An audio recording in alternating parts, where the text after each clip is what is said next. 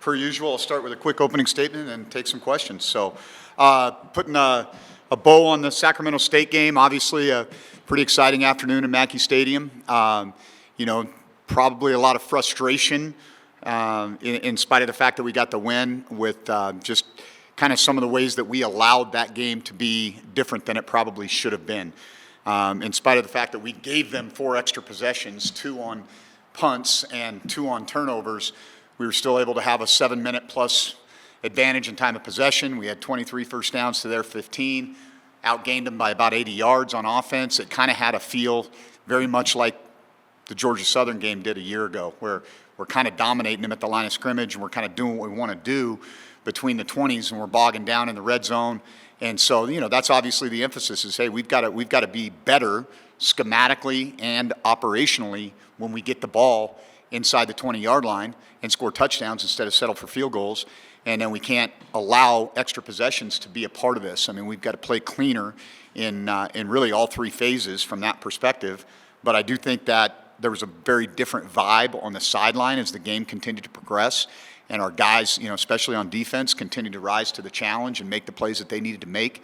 And, that's, Thomas Whitty hitting the quarterback's arm in that situation, and obviously Jonathan coming up with a big play. There were some real positives, especially on the defensive side. I thought we continued to tackle well. I think we're playing with physicality, and I think there's a lot of things that we can continue to build on. And so the obvious thing is we've got to get better play from the quarterback position so that we can move our offense forward. A big part of that is decision making and not just the operational part of it. And so with that being said, we'll move on to Middle Tennessee. This is kind of what I told the players yesterday when we did the Sunday reset is, don't buy the lie. I mean, this was a 3-win team a year ago that's 0-2 on the season right now, but watch the film. This is a talented roster. I think that Coach Mason has gone out and added talent pretty much at every position on this roster, with some transfer additions on the offensive line, specifically at outside receiver. They've got a 4-year starter, number 5, that is a jump ball guy. Number 1, both of those guys made Randy Moss-type catches against Wisconsin last week. And if you press, this quarterback is experienced. He's a 4-year starter. He's thrown for almost 8,000 yards in his career. He's got a positive touchdown to interception ratio, so he makes good decisions. There's not a lot that he hasn't seen in college football. He's played a lot of football games. I think it was his 32nd career start against Wisconsin. And so when you have a guy like that, you're not probably going to fool him a whole lot, and he's going to make good decisions. He's definitely the straw that stirs the drink. And they've added, they've got a couple of running backs, number 9 and 28, that are a good complement to one another. They're a good 1-2 punch. But they are dynamic on the offensive side of the ball, and it starts with the quarterback and his ability to stretch the ball vertically. So I think that's something that's going to be a challenge for us this week. From a defensive perspective, I think this is a really good front 7. I mean, I like their interior D-line. 98 and 91 are both really active, good players. They do not stay blocked. They're compact and twitchy. They can move well within the scheme. 9 is a 4-year starter. It's kind of funny. They have these 2 guys that are captains. One's a 4-year starter at quarterback. One's a 4-year starter at inside linebacker. And he's maybe not as big. He's a tall, rangy guy, but he really runs well. And so, if you get to the second level of the defense, he's a guy that can track you down, and he was very active against Wisconsin this last week as well. So I like those guys up front. I think that front 7 is real. I really do. Veteran back end, again, some pieces that they've added.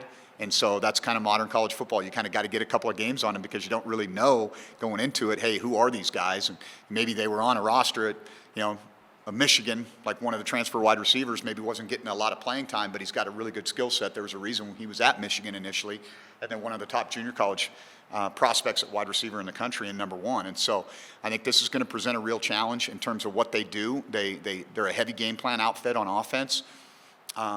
I think they're creating more of an identity this year. You see more consistency in what they do than you did game to game last year, and that might have been some of the matchups that they are more favorable for them with the wide receivers that they have on the field this year. And so I think that's going to be something that's interesting. Coach Mason is a defensive-minded head coach. He's a veteran head coach, obviously spent a number of years at Vanderbilt, very familiar with the West Coast with his time at Stanford, Arizona guy. And so, I see a lot of the DNA of the things that they did at Stanford on defense, some quarter halves, playing some cover two, not a ton of match quarters. But it's a good football team, and I think it's going to be a good test for us. So happy to take any questions. You mentioned the pass game for you guys. I guess what are you seeing in that right now? Well, I think we've got to be more accurate. I mean, that's the one thing that stands out. I mean, there's some layups that are available to us on the field that we've got to take advantage of. And so I think it starts with being an accurate passer and being a good decision maker. And both in the run game and the throw game, Chuba had some issues on that on Saturday. I mean, it's not all what the layman sees is, an open receiver or a ball that's not accurately thrown, but there were some things in the run game also that led to negative plays for us that were pretty good looks for us if we just pull the ball or keep the ball depending on the look that we're getting. And so it starts with decision making. My thing about quarterback play is always the same: decision making, accuracy, and leadership. Those three things. And Chuba has the leadership in spades, but he's got to be a better decision maker with the football, and he's got to be more accurate when we're throwing it. How much of that is just going to come with more experience? It's not like he's played a lot of football. Yeah, I think the days are long, but the time is short. How much time do we have? That's the question, right? And so, we've got to push the envelope on this thing and get this thing correct as quickly as we can. I mean, I owe it to everybody in this building to make sure that we put the best product out there that we can. And as always, the quarterback position is going to be examined with a closer lens. And as I told Chuba yesterday, hey, man, when it goes good, you and I are going to get way too much of the credit. When it goes bad, we're going to have to accept the blame. And so, in spite of the fact that we got the W, there's some glaring issues that we've got to resolve there. What are your thoughts just on the wide receiver group and what you've seen thus far? Obviously, that's a big part in the passing game too. Yeah, I think that when we've had opportunities, it's been pretty good. Obviously Marcus is we've got to move him around a little bit because he's not big in stature, but he's a good route runner. He's a reliable receiver. I think you see Jet starting to emerge as a good target for us at the tight end position. It was good to see, even though we got it called back, we had a chunk play to Marshawn. That was the first time that he'd been able to be on the field for us this year, coming off a little bit of an injury. And so I think that's a group that's just going to continue to get better and better and better. A transfer that didn't play a lot in the spring because of a groin injury is, Dakota Thomas, and he started to kind of show some flashes. We had a little bit of a janky fall camp at that position because we had a guy up like Nate Floyd, who was like he's practicing lights out, and then he's got a groin and he's down for a week and a half. And so the chemistry with the wide receivers is one of the things that we've got to really pay attention to and generate.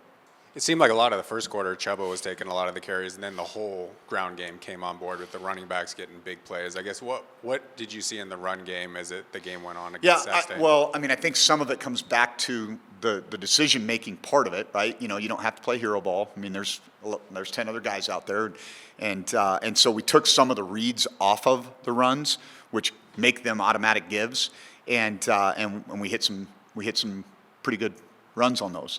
And so that was a part of it, was kind of let's take the reads off of this and let him just operate. And that helped him and it helped us because we were able to get some ground game going pretty efficiently.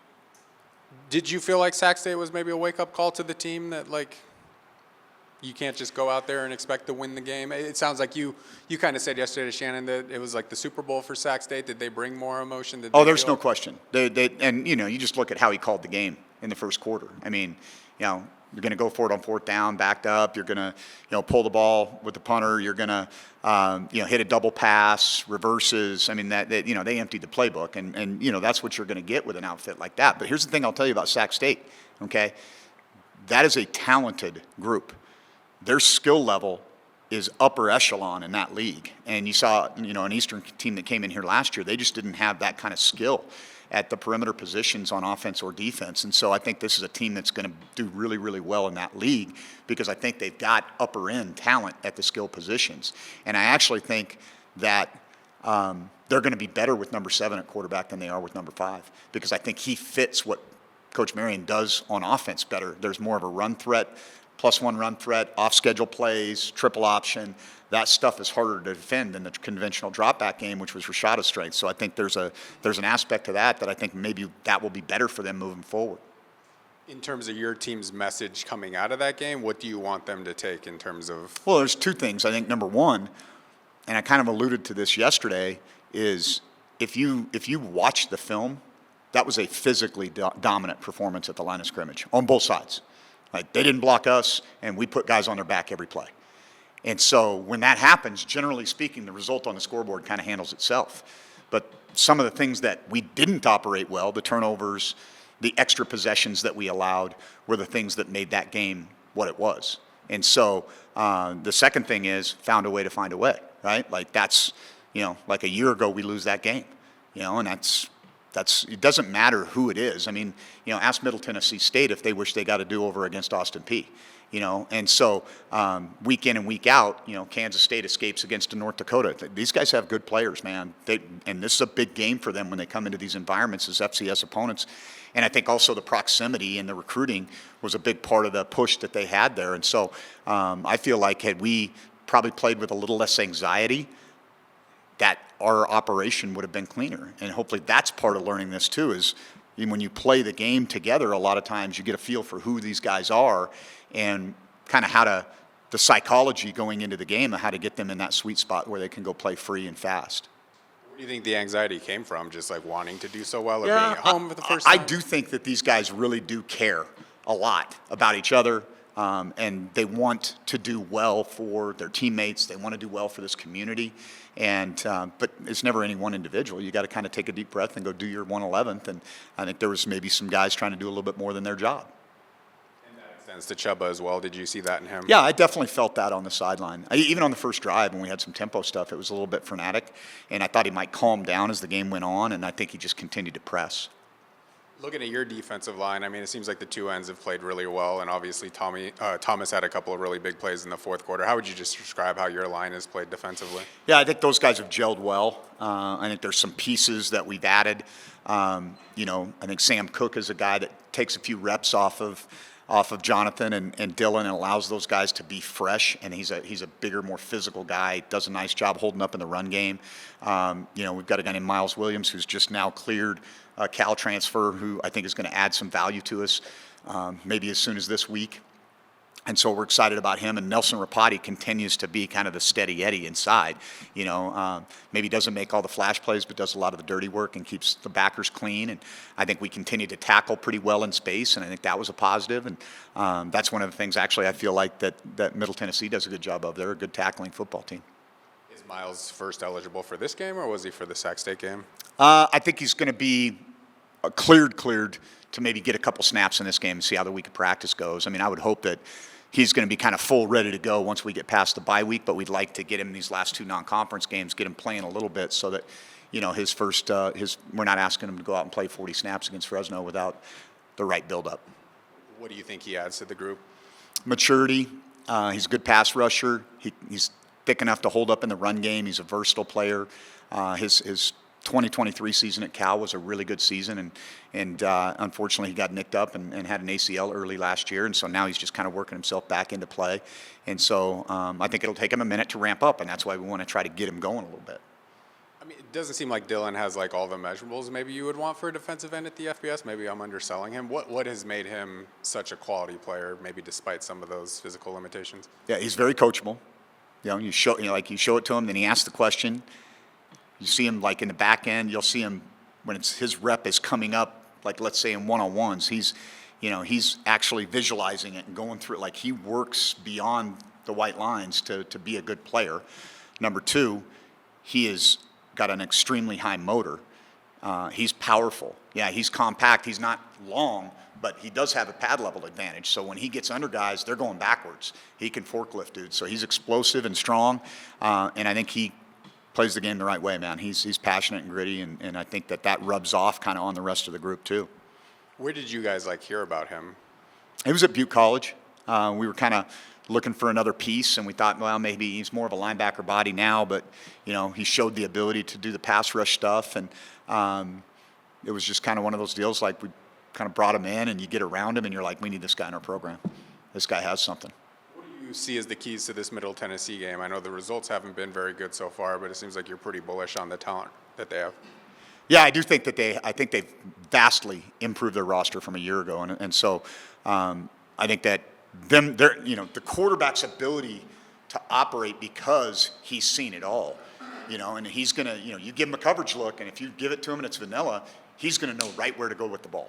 There's not going to be any hesitation on his part. If you press number one on the outside and he sees single safety, he's going to take a shot. Kind of reminds me a little bit of SMU's offense in that regard, maybe without the tempo, in that, they're looking for certain things, and when they see them, they're gonna attack them immediately. And so I think there's some of the things that we've got to do is mix our coverage looks. Always starts with stopping the run because both of these runners are capable. And then the other thing about 11, while he's maybe not the most dynamic runner in the world, this guy will get you a dirty 10. Like he'll make off schedule plays and he'll move the chains. And so I think from a defensive standpoint, we got to try to keep them off schedule as much as we can, because when they're on schedule, they operate really clean. And so that's a part of it. How do you create a negative play here and there, get them off schedule? They're going to take their shots. And so we've got to win a good share of those. They're going to make some plays down the field because they do have talent at receiver. And so some of that comes down to affecting the quarterback. Some of that comes down to playing really good in the back end.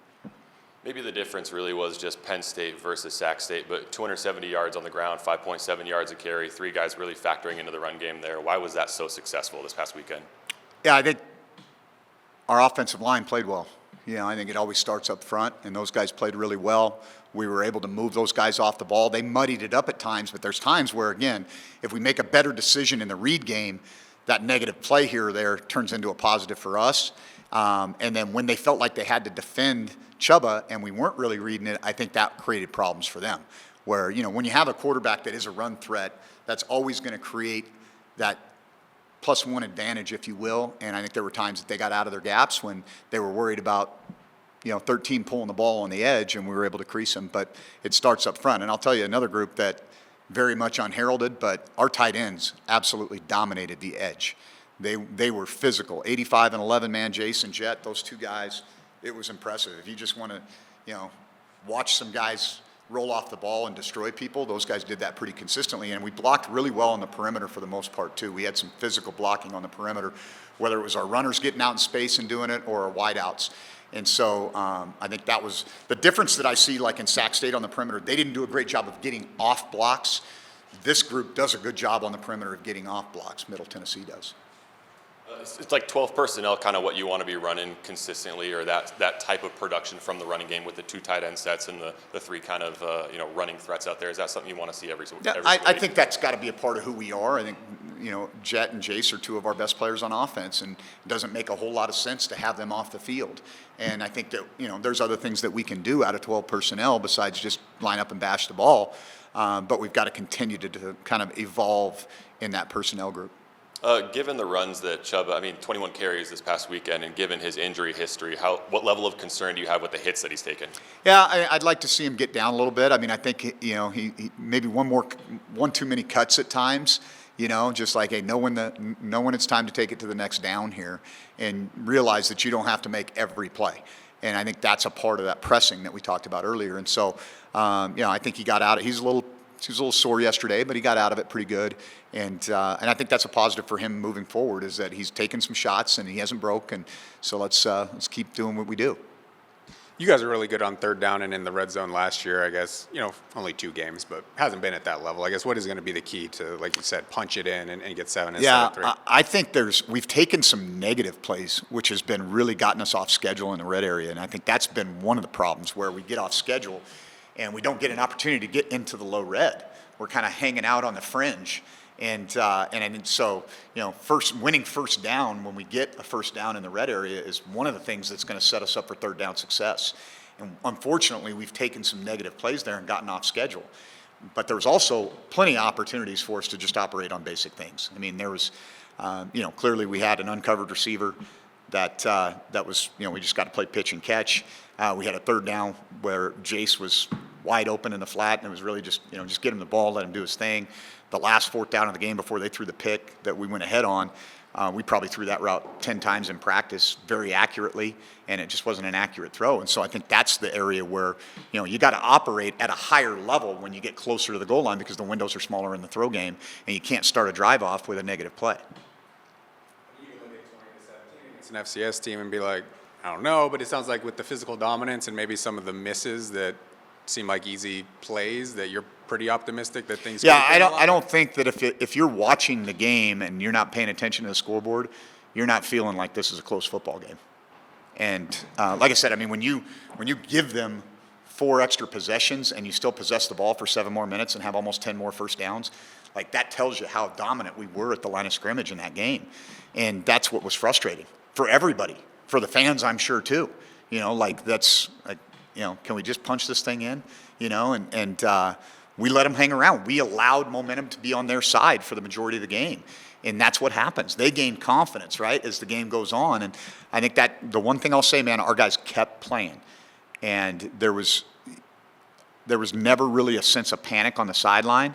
Just go make a play, man. You never know what's going to happen. And sure enough, you know, they choose to throw it on second down. And Thomas hits his arm, and John makes a play. And, you know, does that become a catalyst for us? We'll find out, you know. You mentioned maybe the different vibe or feeling on the sideline. I'm assuming compared to last year. How would you describe the difference between those two? I think the guys just support each other in a more positive way, you know, regardless of what the outcome of any drive is. You know, let's go to the next one. You know, there's going to be frustration when you give up a big play on defense or, you know, you turn the ball over on offense. But I think the collective group, you know, I saw Thomas Whitty going down to the offensive huddle multiple times, you know, encouraging those guys. And I think that's a really positive thing for our culture. And I think that there was a, you know, there's an element of this that says to me this was a culture win. You know, like they dug a little deeper and found a way. And that's, you know, that's kind of who maybe we're going to have to be a little bit. I think we're going to play a lot of tight games. Obviously important in tight games. I know that was an issue last year. What's been your just assessment through the first You know, year? I mean, I think it's been a mixed bag. You know, I mean, obviously, like, I don't get, we're in safe punt and Logo runs into the punter and we give him a first down there and we're, you know, the guy's on the goal line and we don't properly force the kick. I mean, that was not a scheme thing. That was just do your job. And I don't think it was honestly a called fake. I think he just saw a bunch of green grass and took off. And, you know, again, our defense had to play 17 more snaps on that series because of 2 special team snafus, right? Good news is we held them to a field goal, right? And at the end of the day, there were 2 things that stood out to me when you look at this, okay? We had 1 turnover in the game. It resulted in 7 points. They got 2 turnovers in the game. It resulted in 0 points for them. And so, again, our defense responding in sudden change situations and putting the fire out has been a real positive for us this far.